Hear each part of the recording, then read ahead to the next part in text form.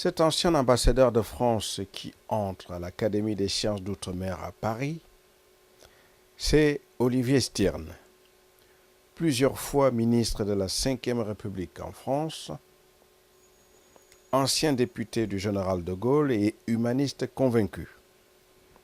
Olivier Stirn a tenu devant un public nombreux à rendre un grand hommage à Félix Éboué qui a travaillé avec le général de Gaulle. Il le fait ici à l'Académie des sciences d'outre-mer à Paris en compagnie d'Isabelle Grastien, la petite nièce de Félix Éboué. Alors nous allons passer, si vous le voulez bien, à l'ordre du jour.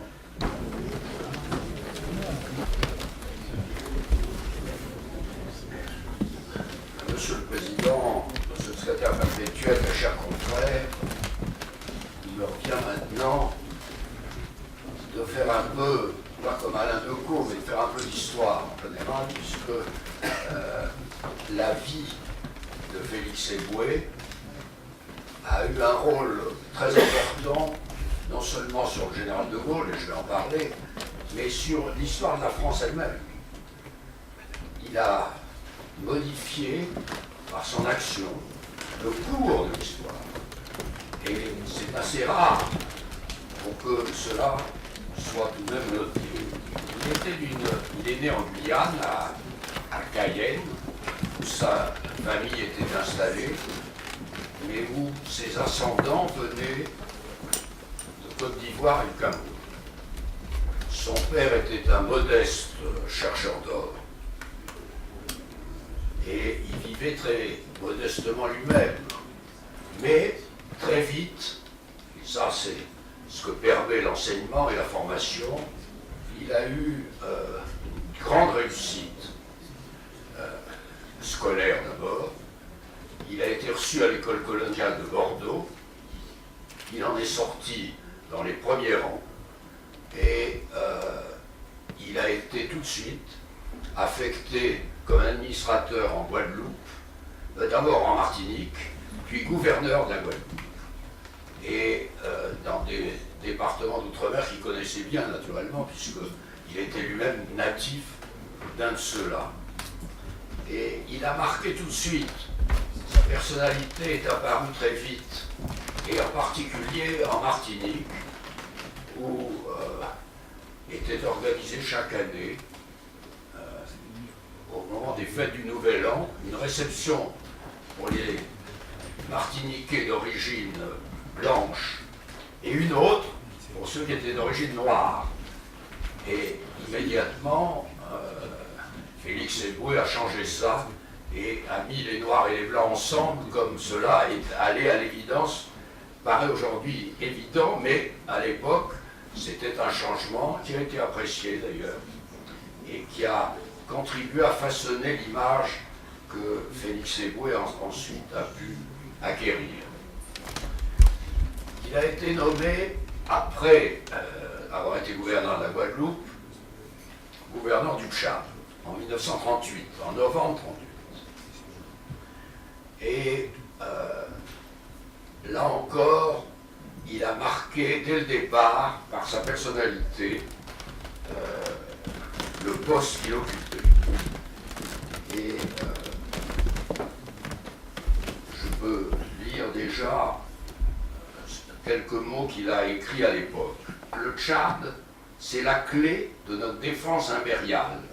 C'est vous dire que malgré tout, si je suis mal installé ici, si mes pouvoirs de gouverneur se trouvent diminués, et surtout si en m'envoyant au Tchad, on avait eu une secrète pensée d'affectation punitive, le destin voulut que j'occupe tout de même un emploi très vedette américaine, de par la position géographique, politique et stratégique du Tchad. Je resterai donc tant que la tension extérieure ne sera pas dissipée. Le général de Gaulle fait l'appel du 18 juin et le 22 juin, très peu de temps après, malgré les injonctions du gouvernement de Pétain, Félix Éboué décide de rester au Tchad. Et le 30 juillet, d'ailleurs, le général de Gaulle lance un appel aux administrateurs et aux populations des colonies, leur enjoignant de refuser d'exécuter les abominables armistices. Vous êtes les gérants de la souveraineté française actuellement en déshérence. Et dès que Félix Éboué se rallie, le général de Gaulle déclare à la BBC à Londres: cet homme d'intelligence, de cœur, ce noir ardemment français, ce philosophe humaniste, répugné de tout son être à la soumission de la France et au triomphe du racisme nazi. Félix Éboué, lui aussi, fait une déclaration à ce moment-là, disant: nous resterons français malgré des maîtres illégitimes. Déjà, l'Afrique équatoriale française s'est dressée pour le salut national. Debout l'Empire qui veut demeurer français. Debout, fils de l'Empire, pour le salut de la patrie. Debout de tout autre, de toute notre force et de tout notre amour pour la France. Donc on voit dans ces deux déclarations du général de Gaulle et d'Éboué combien ils étaient en phase déjà l'un avec l'autre. Et dès qu'il fait cette déclaration, le gouvernement de Pétain déchoit de sa nationalité française Félix Éboué, le révoque et même le condamne à mort par contumace. Il en faut plus pour impressionner Félix Éboué, il reste à son poste et le remplaçant que le gouvernement de Pétain avait prévu n'arrive évidemment bien pas, et très vite, le général de Gaulle rentre en contact direct avec Félix Éboué et lui permet de rester, confirme sa nomination comme gouverneur du Tchad, lui permet donc de rester, et petit à petit, le ralliement de Félix Éboué, le ralliement des Tchadiens du Tchad au général de Gaulle, entraîne le ralliement de toute l'Afrique, et notamment de l'Afrique centrale. Dans les jours qui suivent le ralliement de Félix Éboué, en effet, et le ralliement du Tchad, le Cameroun suit, la République centrafricaine également, et le Congo, et puis ensuite, peu de temps après, le Gabon. En fait, toute l'Afrique centrale rejoint le général de Gaulle. Et le général de Gaulle s'exprime à ce moment-là, à nouveau à la BBC, pour dire: la France est la France. Il y a en elle un ressort secret qui depuis toujours étonne le monde et qui n'a pas fini de l'étonner. La France écrasée, humiliée, livrée, continue à remonter la pente de l'abîme. Les Français du Tchad viennent d'en donner la preuve.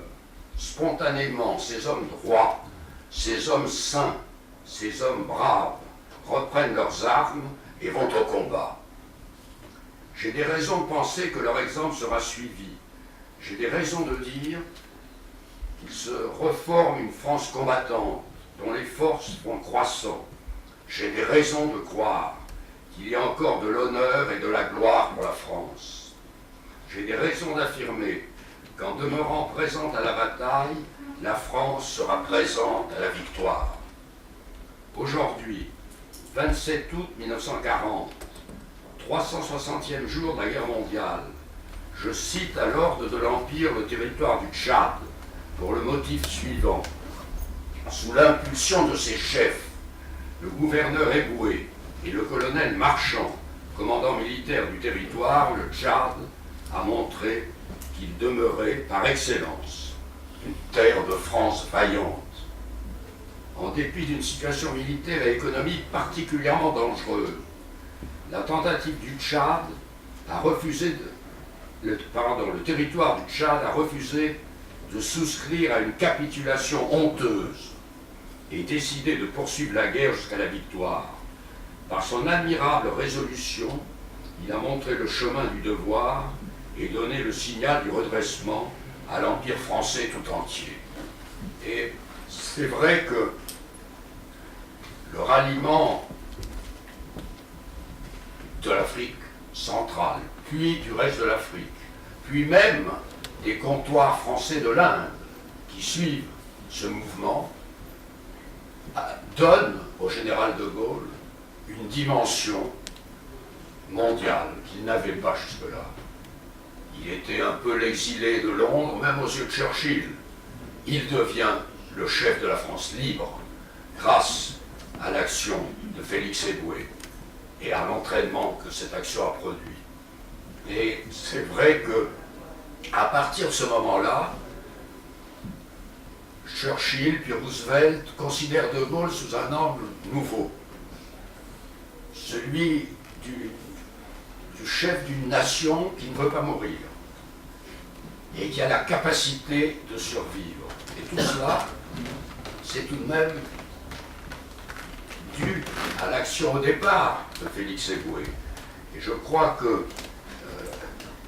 si le Congo-Brazzaville, Lubangui Chari, qui était le nom à l'époque de la République centrafricaine d'aujourd'hui, et puis toute l'Afrique ont suivi, c'est bien parce que c'est créé un mouvement, un souffle, qui a modifié le cours de l'histoire et qui a permis au général de Gaulle d'apparaître vraiment comme le chef d'une nation qui ne voulait pas mourir. Mais dans ce film, on voit Félix Éboué et de Gaulle. Ils ont d'ailleurs la même taille, la même corpulence, et c'est assez impressionnant de les voir côte à côte. On voit aussi Hitler, qui fait un discours honteux, mais devant la foule de ses partisans, et qui traite les Noirs de singes, et qui ajoute, vous le verrez dans le film pour ceux qui resteront pour le regarder, qui ajoute qu'il faut tuer les Noirs et les Juifs dans le même élan. Et je dois dire que on voit par là combien l'action qu'a menée Félix Éboué a eu un retentissement mondial déjà, qui certes avait des aspects désagréables, mais qui montrait que la France restait debout, comme l'avait souhaité le général de Gaulle, qu'elle serait présente à la victoire, ce qu'il avait pressenti à cause de cela. Et si la France, en effet, a été parmi les pays vainqueurs après la guerre, si elle a pu de ce fait avoir très rapidement un siège permanent au Conseil de sécurité, on le doit au fait que l'histoire a changé à partir du moment où Félix Éboué est intervenu. Je voudrais vous lire aussi quelques lignes d'une historienne qui s'appelle Marianne Cornevin, qui a fait un livre « Histoire de l'Afrique contemporaine de la Deuxième Guerre mondiale à nos jours ». Et elle écrit « Si l'on en juge par tout ce que l'on a pu lire au moment de la mort du général de Gaulle, le 9 novembre 70, il semble que les Français réalisaient mal en 70 la valeur extraordinaire du service rendu le 25 août 40 par le gouverneur Éboué à la cause de la France combattante. Comme le disait de Gaulle dans la citation à l'ordre de l'Empire, le territoire du Tchad a donné le signal du redressement à l'Empire tout entier. Même si, jusqu'au débarquement de novembre 42, l'Empire tout entier reste limité à l'Afrique équatoriale, ensuite les Nouvelles-Hébrides, puis la Nouvelle-Calédonie, puis Tahiti, rejoindront également la France libre, et le geste d'Éboué, que le gouvernement du maréchal Pétain a condamné à mort pour trahison, a donné au général de Gaulle une assise nationale. Sans ce point d'appui sur une terre de souveraineté française, les Français de Londres risquaient fort d'être considérés uniquement comme des émigrés et leur chef comme un nouveau Jean sans terre. C'est vrai que quand on regarde avec le recul maintenant le déroulement de l'histoire de 40 à 42, puis à 44, on voit bien que c'est l'Afrique qui a permis au général de Gaulle, qui ne l'a jamais oublié ensuite, d'être ce qu'il a été, c'est-à-dire un des vainqueurs de la Deuxième Guerre mondiale. Je crois que cela mérite aujourd'hui d'être souligné parce que les jeunes générations ne connaissent pas Félix Éboué. Il est mort, en effet, malheureusement, à 50 ans, en 1944. Il n'a donc pas connu la victoire, à laquelle pourtant il avait si largement contribué. Et comme il est mort en 1944, tout le monde ne sait pas le rôle qui a été le sien dans le déroulement de notre histoire et dans le fait que la France, qui avait été vaincue et humiliée en 1940, est devenue un des pays vainqueurs de la guerre. Je crois que notre devoir aujourd'hui, c'est de faire connaître le rôle d'Éboué, de faire connaître le rôle de l'Afrique dans un monde qui n'est pas non plus un monde facile aujourd'hui. Et je dois dire qu'un certain nombre de gestes y contribuent. J'étais au cabinet de Nicolas Sarkozy quand il était président de la République et c'est lui qui a exigé, parce que ce n'était pas prévu au départ, que l'aéroport de Cayenne porte le nom de Félix Éboué. Un peu comme celui de Fort-de-France, de Martinique, porte le nom d'Aimé Césaire. Et c'était lui rendre vraiment justice. Partout, aujourd'hui, on essaie quand même de mettre en valeur ce qu'a fait Félix Éboué et ce qu'encourage d'ailleurs sa famille. Vous le verrez tout à l'heure avec sa petite nièce. Le général de Gaulle, à 2 ou 3 reprises, m'a dit quel dommage que Félix Éboué ne soit plus là. Et je me souviens aussi d'avoir représenté avec André Malraux le général de Gaulle au premier festival des Arts Nègres à Dakar en 1966. Et nous avons, entre autres, assisté à une représentation théâtrale d'Aimé Césaire, qui était là, et qui nous a présenté une pièce de théâtre, Le Roi Christophe. Et tous, nous avons dit que Félix Éboué, s'il avait été encore vivant, aurait été heureux d'être là. C'était sa place.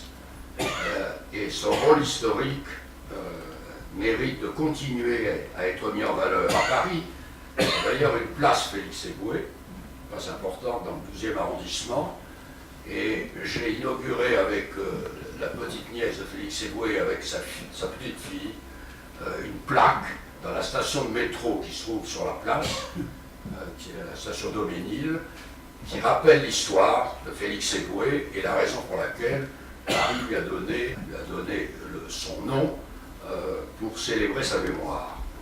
J'ajoute aussi que Félix Éboué a été le premier et pour l'instant le seul noir à entrer au Panthéon. Qu'il ne faut pas que les Français oublient. Je vous remercie.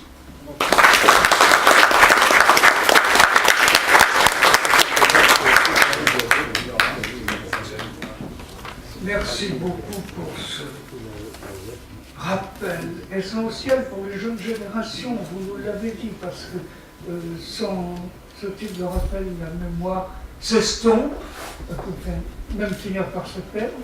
Et je crois qu'il est toujours nécessaire de la raviver. Merci beaucoup. Madame, si vous voulez bien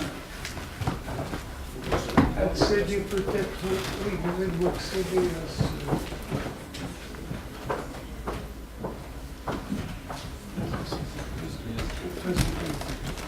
Madame est donc la petite nièce, comme on vous l'a dit, de Félix Éboué, et elle va maintenant nous présenter un témoignage photographique qui va illustrer ce que nous a dit Olivier Stier. Mesdames, Messieurs, donc, je remercie avant tout Monsieur le ministre, Monsieur Olivier Stier, qui m'a fait venir. Je suis un peu impressionnée d'être dans un lieu, l'Académie des sciences outre-mer, c'est quand même un haut lieu, devant un public tel que vous. Je n'ai pas l'habitude de faire des discours en ce sens. En tout cas, je tiens à rendre hommage à mon grand-oncle. Donc c'était le frère de ma grand-mère qui s'appelait Cornélie Eboué, qui s'est marié avec Félix Gratien, mon grand-père. Ils ont eu 5 enfants, donc mon père Gratien, qui était le neveu et filleul de Félix Eboué. Et donc c'est par mon père, par lui que j'ai connu Félix Eboué à travers ses anecdotes. Voilà, vraiment ça a été pour moi, à travers mon père, il m'a transmis sa mémoire. Je peux vous raconter une anecdote justement qui m'a marqué, c'était le bal du gouverneur. Il était gouverneur par intérim en Martinique. Et depuis, c'était en juillet 32, de juillet 32 à fin 1933. Et il me racontait que justement Félix Eboué voulait faire un bal, donc au mois de novembre, et il voulait réunir toutes les castes, donc les blancs, les noirs, les métis, les mulâtres, tous ensemble dans un même bal. Mais lui, en tant que noir, donc il ne pouvait pas faire un bal pour les blancs, un bal pour les noirs, un bal pour les métis. Donc il a eu l'idée de rassembler tout le monde. C'était assez difficile, c'était un contexte assez racial à cette époque. Il y avait une casse, donc des classes, et en même temps, Félix Eboué s'employait à lutter contre la fraude électorale, à construire des logements sociaux sur les emplacements des taudis de Fort-de-France, à atténuer donc, les antagonismes entre blancs, métis et noirs. Il a quand même fait ce bal qui a permis de réunir tout le monde au même endroit, mais ça a été au départ assez difficile. Et pour la première fois en Martinique, on a vu les blancs, les noirs, les métis, les mulâtres danser ensemble dans ce bal, donc ce fut vraiment un succès extraordinaire. C'était la première fois en Martinique qu'on voyait toute cette population réunie. Donc il a su fédérer, il a su rassembler, et ça c'était pas gagné d'avance. Une autre anecdote aussi que mon père me racontait, donc Félix Eboué venait de temps en temps à la maison, dans l'appartement de ma grand-mère. Et c'est quelqu'un qui a beaucoup aidé aussi mes grands-parents. Mon grand-père a pu obtenir un poste de directeur en Oubangui-Chari, comme directeur de coton. Il a pu aider aussi ma grand-mère à venir en France, puisque une de ses filles, Clérence, l'aînée, était très brillante. Elle faisait des études de laborantine. Donc Félix Eboué a pu aider toute la famille à venir en France pour qu'elle puisse continuer ses études. Et mon père aussi était gâté, puisqu'il était son filleul, donc il gâtait beaucoup son filleul. Donc à travers toutes ces anecdotes, je me suis interrogée, je me suis dit qu'est-ce que je peux faire pour cet homme. Et c'est seulement après, quelques années plus tard, mon père est décédé en 2006, c'est après son décès, quelques années plus tard, vers 2009, que j'ai mis de l'ordre dans ces documents. Et je suis tombée sur un livre qui s'appelle Brian Weinstein, donc c'est l'auteur Brian Weinstein, c'était un professeur d'histoire là-bas qui avait fait des recherches sur Félix Eboué. Et dans ce livre, donc le livre qui s'appelle Eboué, qui a été traduit en français, donc mon père l'avait fait traduire, et j'ai pu justement découvrir toutes ces anecdotes au sujet de ma grand-mère, de leur vie en Guyane, de sa vie en Afrique, aux Antilles. Et j'ai commencé à m'interroger, à savoir à qui je pouvais m'adresser. Donc il y avait des associations, une association en Guyane qui s'appelait l'association Cercle Félix Eboué, présidée par Yvan Chérika. Donc c'était à cette période où on faisait des démarches pour l'aéroport qui à l'époque s'appelait Rochambeau. Et c'est comme ça que le président de l'association m'a demandé son aide. Il m'a sollicité justement pour militer pour le rebaptême de l'aéroport. À l'époque, monsieur Nicolas Sarkozy donc, était président de la République. Donc j'ai eu l'idée de lui envoyer un courrier pour soutenir le nom de l'aéroport. C'était une idée d'une institutrice qui faisait partie d'une association de l'UGAC, donc je m'étais confiée à elle. Donc elle m'a dit, écris au président de la République, pourquoi pas, tu verras bien s'il te répondra. Alors j'ai envoyé le courrier, hein, une lettre manuscrite simple en sollicitant sa demande, donc son aide. Et au bout de 4 jours, j'ai reçu un courrier du chef du cabinet en me disant que le président de la République était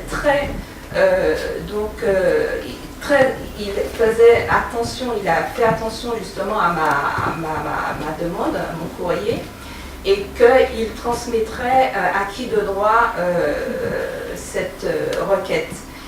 Quelques jours, donc les jours se sont déroulés, j'ai continué à militer, j'ai créé un Facebook pour militer justement pour le nom. Donc le Facebook s'appelait déjà Aéroport Félix Éboué, pour moi, il n'y avait pas de doute. Et donc j'ai rassemblé sur Facebook des amis pour faire connaître justement ce nouveau nom qui, j'espérais, ferait acte. Et au bout de quelques mois, j'ai reçu un courrier donc, du ministère de l'Outre-mer qui m'a donc transmis un extrait d'un journal de Cayenne en me disant voilà, l'aéroport s'appellera Félix Éboué, le nom a gagné par rapport au premier nom qui était une proposition. Il y avait 2 noms pour parler, donc c'était Cepelou ou Félix Éboué, et Félix Éboué a gagné. Donc quelle n'avait pas été ma joie, pour moi c'était un rêve qui se réalisait. Et quelques mois plus tard, donc le 21 janvier 2012, l'aéroport a été inauguré par M. Nicolas Sarkozy, que j'ai remercié plus tard, donc j'ai eu l'occasion de le remercier. Il m'a répondu de ce fait. Et par la suite, donc, on a continué à militer pour le nom. Donc cette fois-ci, c'était ensuite pour le métro Daumesnil, dont la place s'appelle Félix Éboué, donc qui avait été rebaptisée à l'époque, elle s'appelait Place Daumesnil, qui était rebaptisée Place Félix Éboué, mais le métro restait métro Daumesnil, sous-titré Félix Éboué. Donc l'idée de l'association en Guyane, Cercle Félix Éboué, était que je fasse des démarches pour demander à la RATP de pouvoir changer le nom et le rebaptiser Félix Éboué. Donc ça a été assez difficile, au niveau financier, ça a été assez compliqué. Cependant, on nous a proposé un panneau culturel, donc en même temps qu'ils faisaient des travaux, ils ont pu faire un panneau culturel qui a été inauguré le 25 juin de l'année dernière avec donc M. Stirn qui était président, M. François Broche de l'association de famille des Compagnons de la Libération, d'autres personnes invitées. Et ça a été vraiment aussi une victoire puisque vous pouvez voir ce panneau culturel qui se trouve à la station Daumesnil, à la sortie place Félix Éboué. Donc les démarches continuent. Je fais partie de plusieurs associations, dont l'association du comité du gouverneur Éboué à Basse-Terre en Guadeloupe, qui sont très militants aussi. Donc je travaille avec eux pour pouvoir perpétuer la mémoire de mon grand-oncle. Donc c'est vrai que c'est un travail de longue haleine. Le but c'est aussi de faire connaître sa mémoire à travers les manuels scolaires, que les jeunes puissent justement avoir un exemple. C'était un homme exemplaire de courage, de pugnacité, vraiment d'intégrité. Donc cet homme-là doit être à travers les manuels scolaires et que les jeunes puissent connaître l'histoire de Félix Éboué. Donc moi je me bats en tant que, aussi je fais un métier je suis journaliste pigiste, je me suis intéressée au journalisme et mon travail est de justement mettre l'Afrique et l'outre-mer en avant, de faire connaître l'histoire de l'Afrique et de l'outre-mer. Dernièrement j'étais au comité à la commémoration de l'abolition de l'esclavage du 10 mai dans les jardins du Luxembourg. Dans le discours de M. Hollande, je n'ai pas entendu le nom de Félix Éboué. Cependant, je peux remercier M. Hollande parce qu'au niveau du panneau culturel, j'ai sollicité sa demande, j'ai écrit à M. Hollande et il m'a répondu, il m'a soutenu pour la réalisation du panneau culturel. Donc j'ai travaillé de concert avec le chargé de communication, M. Olivier Couder, pendant 2 ans. Et c'est vrai que le premier courrier à qui j'ai envoyé la demande pour soutenir le panneau culturel, c'était au président de la République, M. François Hollande, qui m'a répondu aussi et qui a honoré donc, à travers les démarches pour soutenir la demande. Je tiens à remercier aussi Madame Taubira, qui en 2013, à qui j'avais sollicité la demande pour commémorer la mémoire de Félix Éboué le 17 mai 2013. Donc ça a été fait. Elle a honoré aussi la mémoire de Félix Éboué. Donc c'est vrai qu'il faut continuer le combat. Je suis aidée par ma petite fille Sylvie Éboué qui me soutient dans mes démarches.